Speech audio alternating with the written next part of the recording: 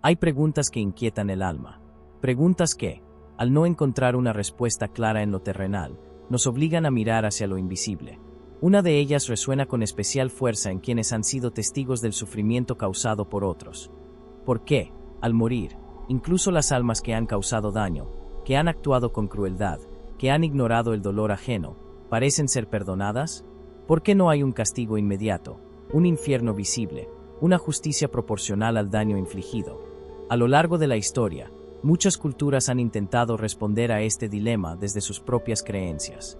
Algunas hablan de castigos eternos, otras de reencarnaciones dolorosas. Pero también existe una corriente más silenciosa, más profunda. Una visión que no se grita desde los púlpitos ni se enseña fácilmente, porque desafía nuestra idea convencional de justicia. La idea de que el perdón no es un premio, ni una exoneración, sino una etapa en el proceso evolutivo del alma. Y aquí surge el conflicto. Desde nuestra visión humana, es casi imposible concebir que un alma malvada pueda recibir compasión. Nos duele, nos parece injusto. Queremos que el que hizo daño sufra, que sienta lo mismo que provocó. Queremos equilibrio, queremos justicia. Pero el alma no opera bajo las leyes de la venganza humana. Opera bajo un orden más alto. Un orden que, muchas veces, está en completa oposición a nuestro sentido de lo correcto.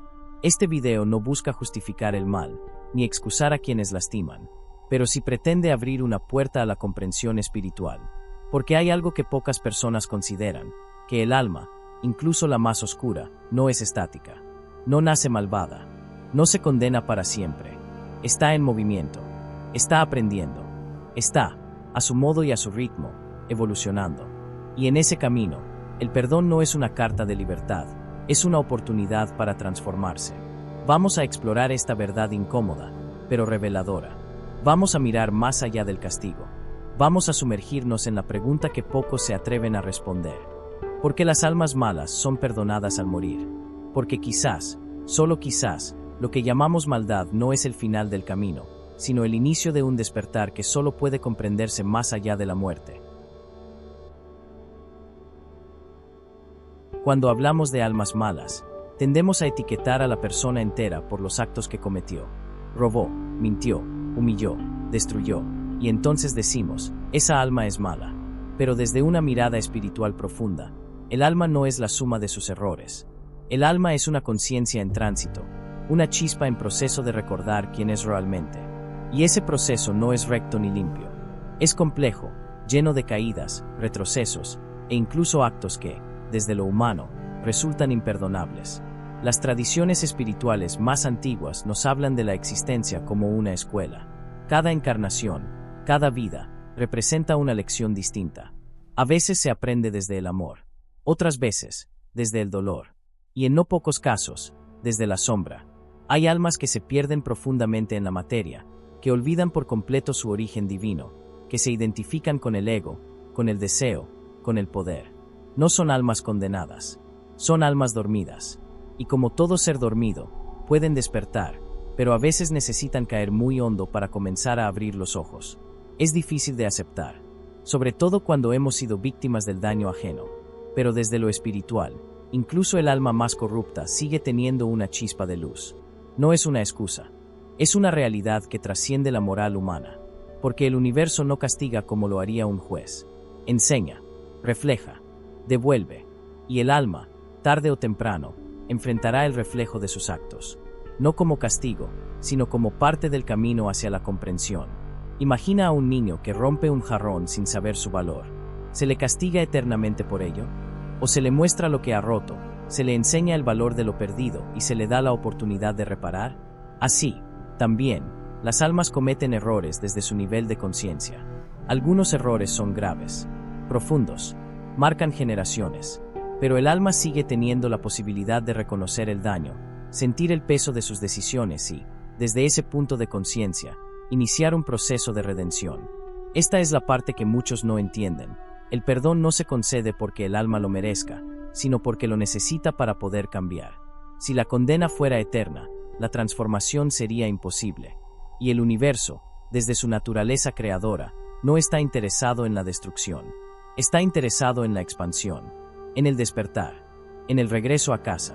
Por eso, Cuando un alma mala muere, no encuentra un juicio como el que imaginamos, sino una revelación. Un espejo espiritual que le muestra lo que hizo, lo que causó, lo que destruyó, y lo que podría haber sido. Y ese encuentro con la verdad es, muchas veces, más doloroso que cualquier castigo humano. La muerte no es un castigo, ni un escape. No es un final. Es un tránsito, un regreso, una transición entre la ilusión de la materia y la verdad del espíritu.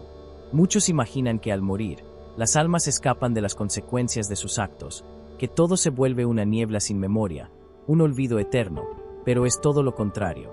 La muerte no borra lo vivido. La muerte revela. Deja al alma desnuda frente a su propia historia. Le muestra sin filtros lo que fue, lo que hizo y lo que decidió no ser. Numerosos testimonios de experiencias cercanas a la muerte describen un momento que se repite con asombrosa coherencia: la revisión de vida. No una revisión impuesta por un juez externo, ni un tribunal que dicta sentencia, sino una vivencia directa, profunda, donde el alma contempla cada uno de sus actos desde la conciencia del amor, no como espectador, sino como protagonista. Siente lo que hizo sentir. Recibe, en carne espiritual, el eco de sus decisiones. Si causó dolor, lo experimenta desde el interior del otro. Si negó compasión, vive la angustia de quien la necesitaba. Y si actuó con crueldad, enfrenta la fragilidad de la vida que rompió. Esta es la verdadera justicia del universo. No una justicia que castiga, sino una justicia que ilumina, que no se limita a señalar el error, sino que obliga al alma a enfrentarlo con los ojos del espíritu. No se puede escapar de eso. No hay mentira posible, porque ya no hay ego que proteja, ni narrativa que justifique. Solo queda la verdad, sin adornos, sin excusas. Es aquí donde muchas almas se quiebran. No porque alguien las condene, sino porque comprenden, por fin, el daño que causaron. Y lo comprenden desde una sensibilidad tan profunda que ningún castigo externo podría igualar. Porque la verdadera transformación no nace del temor al castigo, sino del despertar de la conciencia. En ese plano, lo que en vida era negado o ignorado, se vuelve evidente. No hay más máscaras. No hay más roles sociales. Solo queda el alma frente a sí misma, viéndose tal como es, enfrentando lo que sembró. Y este proceso, aunque doloroso, es también sagrado, porque es el comienzo de algo nuevo. Es el punto exacto en el que el alma tiene la opción de cambiar, de entender, de sentir verdadero arrepentimiento, no por miedo, sino por amor, por comprensión, por la claridad que solo se alcanza cuando todo lo demás se ha desvanecido. Por eso, la muerte no perdona ni condena. La muerte muestra.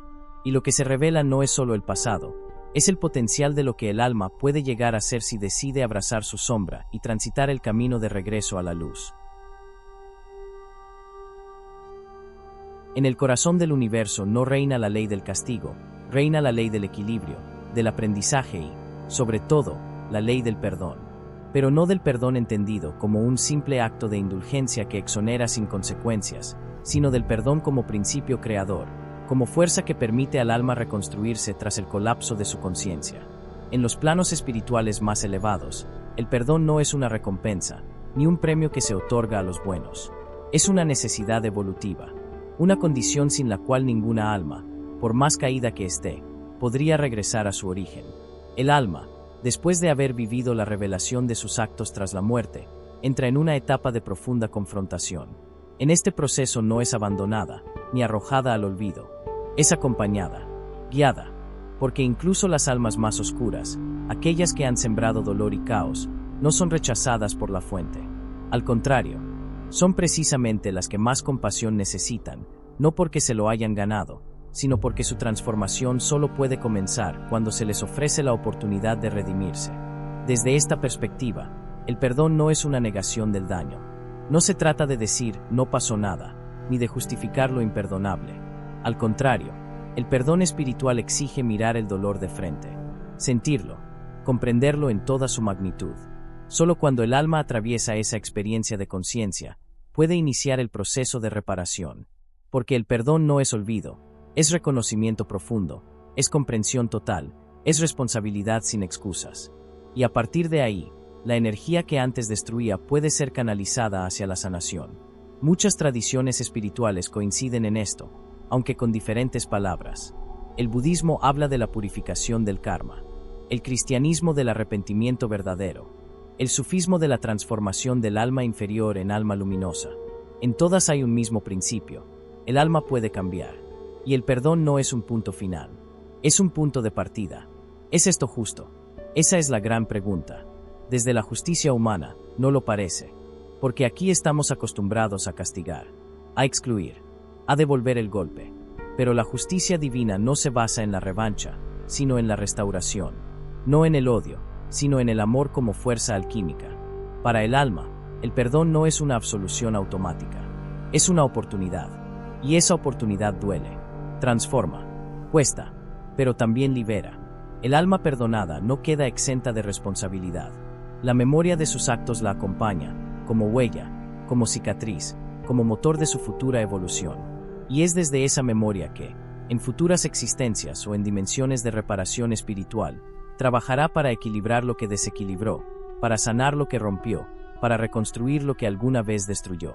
El perdón es, entonces, una ley universal no porque se otorgue a todos sin distinción, sino porque está siempre disponible para aquellos que, desde la verdad más cruda, están dispuestos a cambiar, a rendirse ante la realidad de lo que fueron y abrirse a la posibilidad de lo que aún pueden llegar a ser. Llegados a este punto, la pregunta persiste como una herida abierta. ¿Es justo perdonar a las almas que hicieron el mal? ¿Qué clase de justicia permite que quien causó dolor, muerte, traición o destrucción, encuentre paz después de la muerte? La mente se revela, el corazón humano se duele, porque hemos sido educados bajo una lógica de compensación, donde todo error merece castigo, y todo dolor causado debe pagarse con más dolor. Pero esa no es la lógica del alma, y mucho menos la lógica del espíritu. La justicia del universo no se mide por cuánto sufre el culpable, sino por cuánto puede despertar. Y en ese despertar hay una paradoja profunda: no hay redención sin conciencia, pero tampoco hay conciencia sin compasión. Perdonar a un alma caída no significa negar el sufrimiento de las víctimas. No significa decir que estuvo bien. Significa ofrecerle la posibilidad de cambiar, de comprender, de evolucionar. Significa permitir que el alma deje de repetir sus errores y comience a reparar. ¿Y si no cambia? ¿Y si vuelve a causar daño en una próxima existencia? El universo no olvida. Las leyes espirituales no son frágiles ni ingenuas. Cada acto genera una consecuencia, y cada alma, tarde o temprano, cosecha lo que sembró. Pero incluso en medio del dolor, del karma y de la repetición, el perdón sigue esperando, como una puerta que solo puede abrirse desde dentro. El alma que ha hecho el mal no es arrojada a la oscuridad eterna, porque si así fuera, no habría posibilidad de evolución. Y si el universo niega la evolución, se niega a sí mismo. La fuente, la energía creadora, Dios, como quieras llamarlo, no busca venganza. Busca retorno, busca integración, busca que incluso la sombra más densa recuerde que una vez fue luz, y que puede volver a serlo. Y aquí está la verdad más difícil de aceptar: si el perdón no existiera para todos, entonces no existiría para nadie.